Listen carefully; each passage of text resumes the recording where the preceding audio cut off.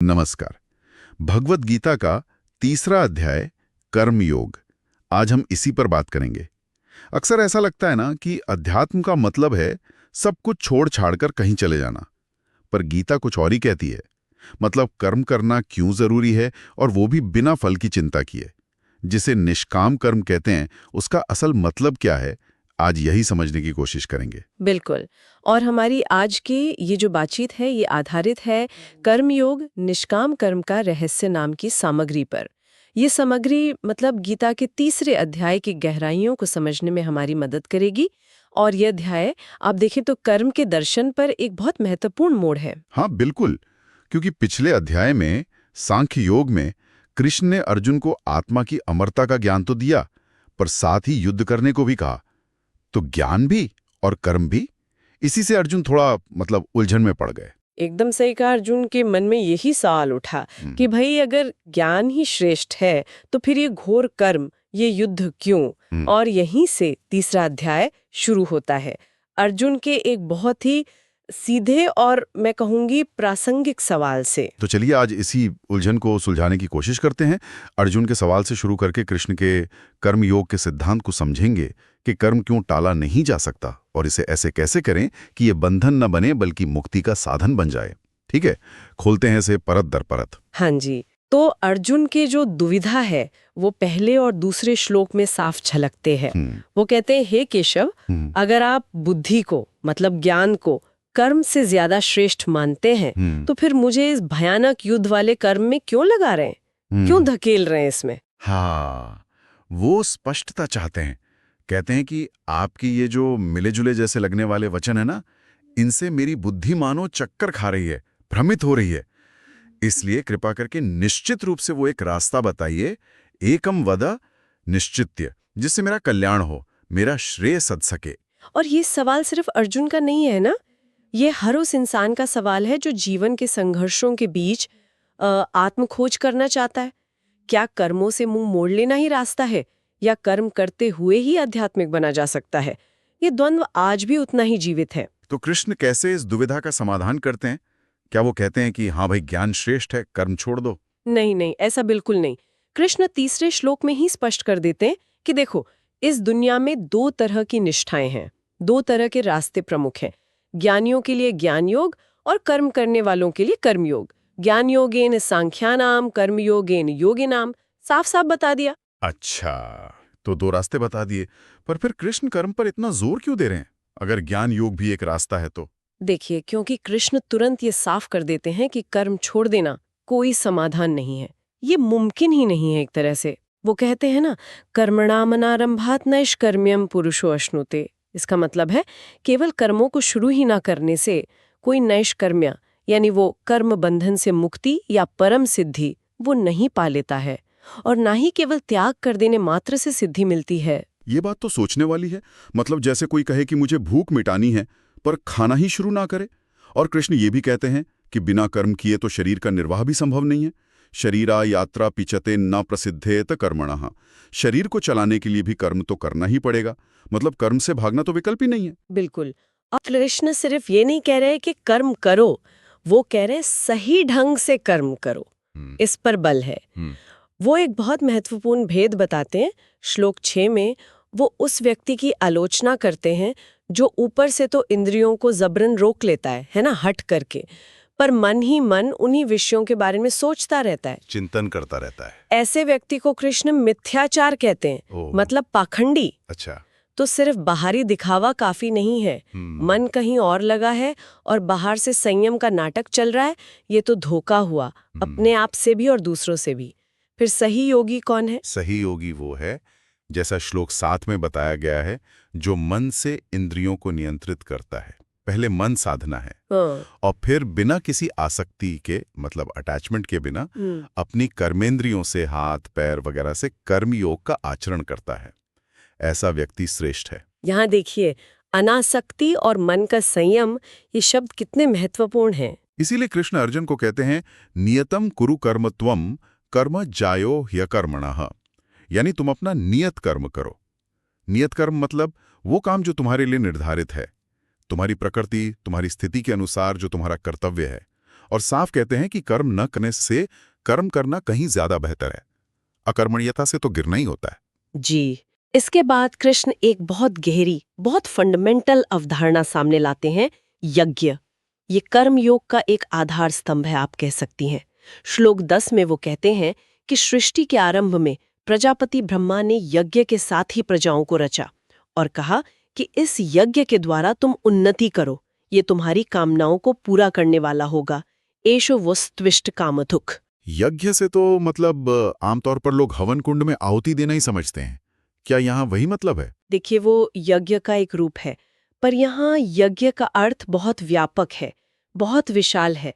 हमारी जो स्रोत सामग्री है वो भी इसे स्पष्ट करती है। ईश्वर को समर्पित होकर अपना कर्तव्य निभाना, बिना स्वार्थ के, दूसरों के हित के लिए कुछ करना, ये सब यज्ञ है। ये एक तरह का परस्पर आदान प्रदान है, एक कॉस्मिक गिव एंड टेक, एक लौकिक और पारलौकिक व्यवस्था का चक्र है ये। अपने चक्र की बात की है, ये सुनने में गहरा लग रहा है। ये सृष्टि का चक्र कैसे काम करता है यज्ञ के संदर्भ में, समझाएंगी थोड़ा? हाँ, जरूर। देखिए, श्लोक 14-15 के भाव को अगर हम समझें तो एक अद्भुत चक्र सामने आता है। प्राणी किस पर निर्भर है? अन्न पर। अन्न कैसे होता है? वर्षा से। वर्षा किससे होती है? यज्ञ से। और यज्ञ किससे संपन्न होता है? कर्म से। तो ये एक दूसरे पर निर्भरता का एक इंटरडिपेंडेंस का चक्र है। कर्म यानी हमारा कर्तव्य पालन से यज्ञ होता है। यज्ञ से देवता यानी आप कह लें प्राकृतिक शक्तियां, वो प्रसन्न होते हैं, संतुलन बनाए रखते हैं, जिससे समय पर वर्षा होती है। वर्षा से अन्न उपजता है और अन्न से सभी प्राणियों का जीवन चलता है। अरे वाह! इसका मतलब ये हुआ कि हमारा जो रोजमर्रा का कर्तव्य कर्म है वो भी इस विशाल ब्रह्मांडी चक्र का हिस्सा है। ये सिर्फ मेरा व्यक्तिगत काम नहीं बल्कि सृष्टि के संतुलन में मेरा योगदान है ना? बिल्कुल। और इसीलिए श्लोक 16 में कृष्ण बहुत साफ शब्दों में कहते हैं कि जो इस स्थापित चक्र के अनुसार नहीं चलता, यानी अपने हिस्से का यज्ञ, अपना कर्तव्य कर्म नहीं करता, वो इंद्रियों के सुख में रमने वाला व्यक्ति व्यर्थ ही जीता है। मोभम पार्थ सजीवति। ये एक बहुत बड़ी जिम्मेदारी की बात है। अपना काम न करना सिर्फ आलस नहीं, बल्कि एक तरह से सृष्टि के प्रवाह में बाधा डालना है। ये तो वाकई कर्म को एक नया आयाम देता है। सिर्फ नौकरी या घर का काम नहीं बल्कि कॉस्मिक ड्यूटी। इसी से शायद लोक संग्रह का विचार जुड़ता है, जिसकी बात कृष्ण आगे करते हैं। आपने सही पकड़ा, बिल्कुल। कृष्ण फिर राजा जनक जैसे कर्मनिष्ठ राजाओं का उदाहरण देते हैं। कहते हैं कि उन्होंने कर्म करते हुए ही परम सिद्धि प्राप्त की। कर्मणैव ही संसिद्धि मास्थिता जनकादयः। वो कहते हैं कि देखो, जनक जैसे ज्ञानी लोग भी कर्म से विमुख नहीं हुए। और फिर वो अर्जुन से कहते हैं, लोक संग्रहे वापि संपश्यन कर्तुम अर्हसि। यानी लोक संग्रह की दृष्टि से भी तुम्हें कर्म करना चाहिए। ये लोक संग्रह क्या है, थोड़ा और बताएं इसके बारे में। लोक संग्रह का मतलब है समाज का हित, लोगों को सही रास्ते पर बनाए रखना, दुनिया की जो व्यवस्था है, जो ऑर्डर है, उसको ठीक रखना। ये सिर्फ अपने लिए नहीं बल्कि समाज के कल्याण के लिए, दुनिया को बेहतर बनाए रखने के लिए कर्म करने की प्रेरणा है। यहाँ एक और बहुत दिलचस्प बात आती है, मुझे ये श्लोक बहुत पसंद है। कृष्ण कहते हैं, यद्यदा चरति श्रेष्ठस् तत्तदेवेतरो जनः सयत् प्रमाणम कुरुते लोकस तदनुवर्तते। यानी जो श्रेष्ठ या बड़े लोग होते हैं, समाज में जिनका प्रभाव होता है, वो जैसा करते हैं आम लोग भी वैसा ही करने लगते हैं। वो जिसे सही मान लेते हैं, दुनिया उसी के पीछे चलने लगती है। एक तरह से ट्रेंड सेट करते हैं। बिल्कुल, ये लीडरशिप और आदर्श स्थापित करने की बात है, रोल मॉडलिंग की बात है। जो लोग समाज में प्रभावशाली स्थिति में हैं, उनके कर्मों का असर बहुत गहरा होता है, बहुत दूर तक जाता है। उनकी जिम्मेदारी सिर्फ अपना काम करने की नहीं बल्कि एक सही उदाहरण पेश करने की भी है। और कमाल की बात यह है कि कृष्ण सिर्फ उपदेश नहीं दे रहे, वो अपना उदाहरण भी देते हैं। कहते हैं कि देखो, तीनों लोकों में मेरे लिए करने योग्य कोई कर्म बाकी नहीं है, न मुझे कुछ पाना बाकी है, फिर भी मैं कर्म करता हूँ। क्यों?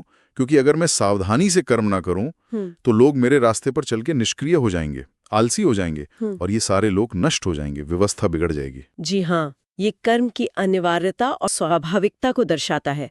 कर्म जीवन का हिस्सा है, प्रकृति का नियम है, उससे भागा नहीं जा सकता।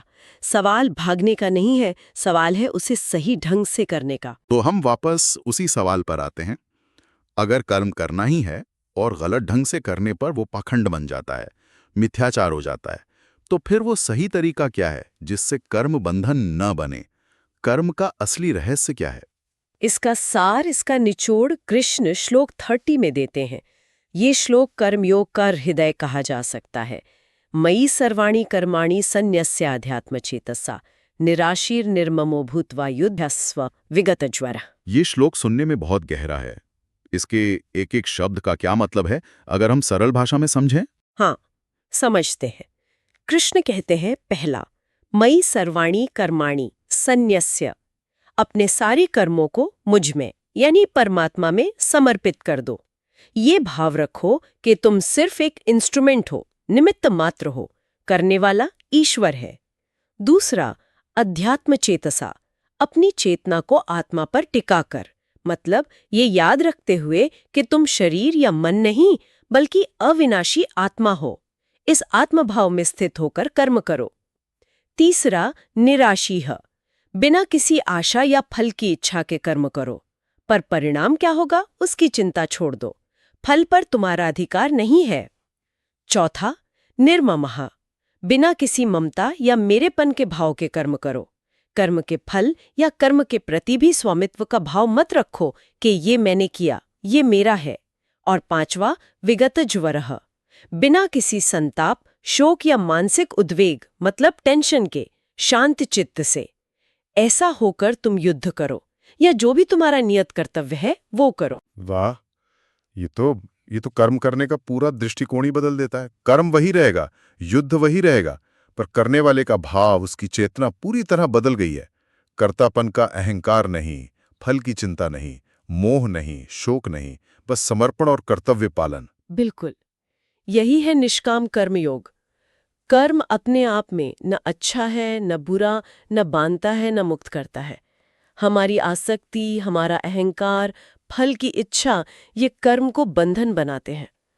जब यही कर्म समर्पण भाव से, अनासक्ति से और कर्तव्य भाव से किया जाए तो वो योग बन जाता है, परमात्मा से जुड़ने का साधन बन जाता है। लेकिन ये कहना जितना आसान लगता है, करना उतना ही मुश्किल लगता है।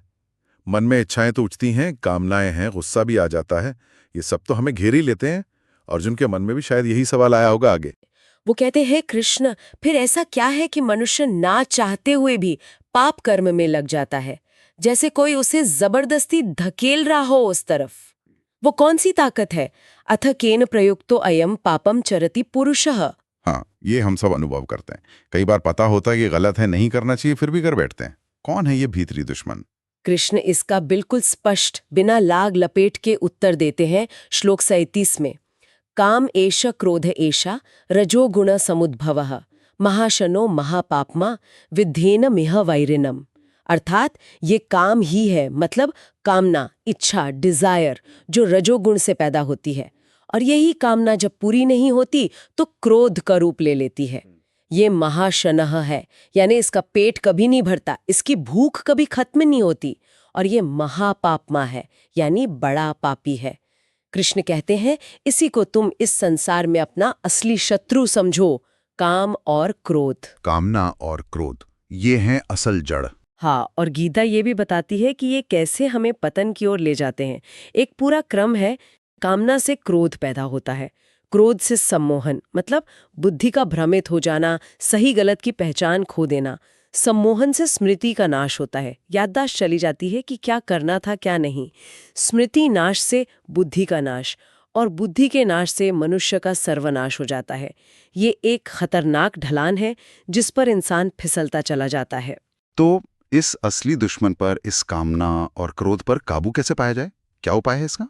कृष्ण कुछ बताते हैं? हाँ, उपाय भी बताते हैं।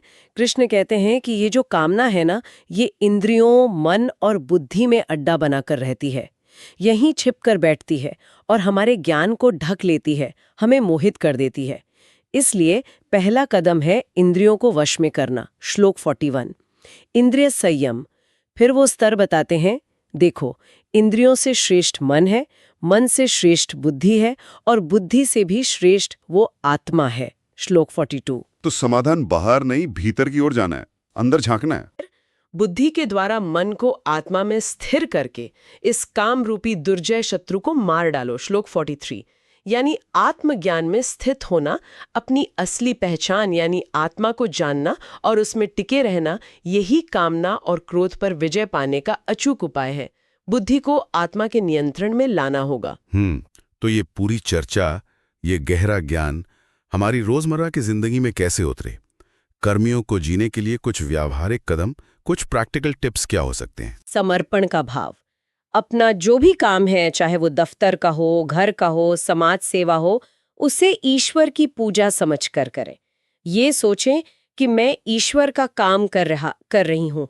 कर्तापन का भाव छोड़कर निमित्त मात्र बने। दूसरा, फोकस प्रयास पर। अपना सर्वश्रेष्ठ प्रयास करें, 100% दें, लेकिन परिणाम क्या होगा इसकी चिंता या उसका अधिकार ईश्वर पर छोड़ दें। वो प्रसिद्ध वाक्य है ना गीता का, कर्मण्यवाधिकारेस्ते मा फलेषु कदाचन। तुम्हारा अधिकार कर्म करने में है, फल में कभी नहीं। तीसरा, लोक संग्रह की चेतना। अपने कर्मों के सामाजिक प्रभाव को समझें। सोचें कि क्या मेरे काम से समाज का भला हो रहा है, क्या मैं दूसरों के लिए एक अच्छा उदाहरण बन रही हूं। और चौथा, आत्मनिरीक्षण और साधना। अपने मन की कामनाओं और क्रोध के पैटर्न को पहचाने, उसके लिए ध्यान, स्वाध्याय मतलब अच्छी चीजें पढ़ना, अच्छे लोगों का साथ, सत्संग, ये सब मन को शांत करने और इंद्रियों को वश में करने में मदद करते हैं। बहुत ही साफ और उपयोगी सूत्र हैं ये। तो हमने देखा कि गीता का तीसरा अध्याय कर्म से भागने की बात नहीं करता, बल्कि कर्म को कुशलता से, सही चेतना के साथ करने की कला सिखाता है। योगः कर्मसु कौशलम। यही निष्काम कर्म योग है। समर्पण, अनासक्ति और लोक कल्याण की भावना से अपने कर्तव्य का पालन करना। एकदम सही कहा। कर्म वही है, पर उसे करने का नजरिया और तरीका उसे बंधन या मुक्ति का साधन बना देता है। आसक्ति और अहंकार से किया गया कर्म हमें उलझाता है, बांधता है, जबकि समर्पण और निष्कामता से किया गया वही कर्म हमें ऊपर उठाता है, मुक्त करता है। तो इसका सार यह है कि जीवन की भागदौड़ में भी, इसी दुनिया में रहते हुए भी आध्यात्मिक रहा जा सकता है, अगर हम कर्म करने की सही कला सीख लें। बिल्कुल। और अंत में मैं श्रोताओं के मन में एक विचार छोड़ना चाहूंगी सोचने के लिए। कृष्ण कहते हैं कि काम यानी कामना मूल शत्रु है, लेकिन क्या सभी कामनाएं बुरी हैं? क्या हम ऐसी शुभ कामनाएं विकसित कर सकते हैं, जैसे सेवा की कामना, ज्ञान प्राप्ति की कामना, ईश्वर को जानने की कामना, जो हमें कर्मयोग के मार्ग पर आगे बढ़ाएं, न कि भटकाएं? और आज के इस जटिल युग में सृष्टि के उस यज्ञ चक्र को ध्यान में रखते हुए हमारा छोटे से छोटा निष्काम भाव से किया गया कर्तव्य कर्म भी इस ब्रह्मांडीय संतुलन में कैसे अपना योगदान देता है, इस पर सोचना शायद दिलचस्प हो सकता है।